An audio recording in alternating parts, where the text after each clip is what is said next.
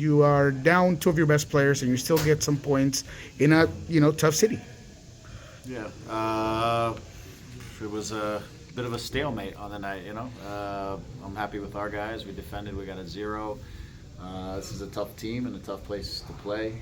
I think, as I said in the post-game interview, I think the field is challenging for both teams. I think it really slows the game down because it's dry and it's heavy and it's really new turf and with a lot of infill. So I don't think it really serves the attack for either team, which also was what leads to the 0-0, right?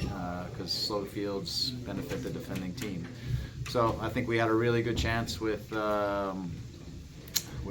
Diego there in the second half, and Fry made a great save. There's some other decent looks on both sides. Mostly they had a few decent looks, but nothing that we had to really come up with. So it was just, I think it was a hard-fought game on a field that was a little bit slow and heavy, and neither team was able to really make the difference in the day. But for them, I think they have a good team and they're going to be all right. And for us, it was good to take another road point. That's our 7th out of 11 games on the road. So for us to continue to take points is positive because these road games turn into home games later in the season as that progresses. So important point. What did you feel like Seattle did well to kind of limit, Painesville and Peck, who are a threat every single play? Yeah, again, I think some of it's just they're a good, hardworking defending team, and they get underneath the ball and they get behind the ball, and they can slow you down a bit. Again, I think the field slows the game down a little bit, and it's not so much the balls behind that slow down. It's when you're trying to play quick through the lines and you're trying to create your time edge. It tends to slow things down, so then you don't have the clear final actions that you normally set up on a faster field or a wet grass field or something like that. So I think it just bogged it down. But they did a good job in terms of their fullbacks managing our outside backs and just trying to reduce some of the space that we were able to run into. But they, as a team, they do a good job of that in general. They're one of the teams in the league who gives up the fewest amount of balls in behind their back line, so it's something that they do well. This has been such a turnaround season for you compared, to how things happened last season.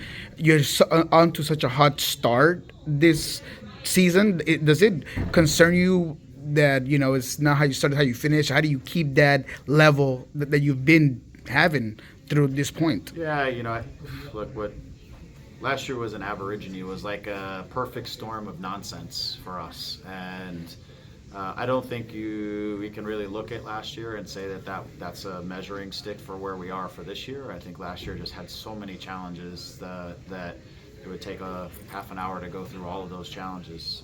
So this year, I think, again, the team has been adjusted a little bit, but also we've started in a more positive place just around our team, and in the environment has just been a lot more positive.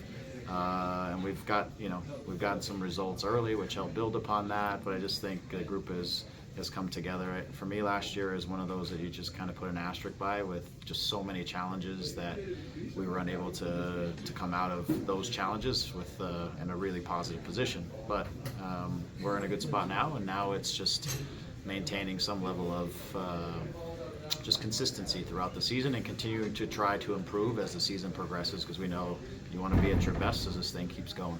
And I know we're short on time, but I just got to ask about Brugman, what he's done for your team, the balance that he provides in that midfield, and how he's come from his injury and where he's at right now.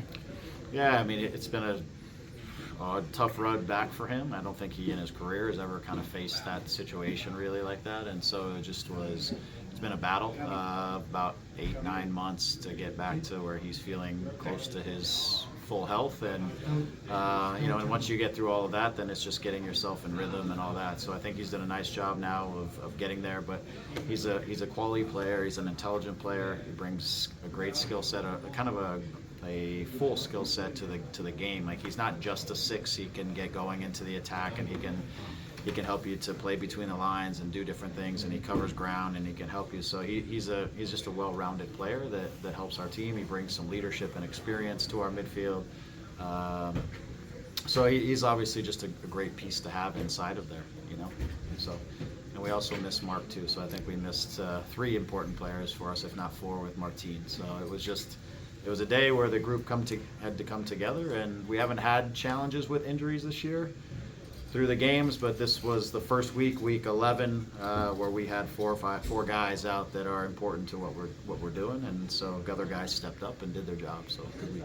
And what were the conversations with Ricky? I mean, with the extra yellow. I mean, he's such a talented player, but it's just a quick mistake. Yeah, we just how we take our cards is important. So it's just important that we don't take some of them unnecessarily and put ourselves in vulnerable positions. He's the guy we need on the field. So if you're going to take him, let's take him given fouls in transition or things like that. So that's all. It's he gets frustrated at some calls, and he gets frustrated when he gets treated difficultly in the course of a game. He gets frustrated. So that's all. It's he's growing from it, and we keep moving. Thank you, Greg.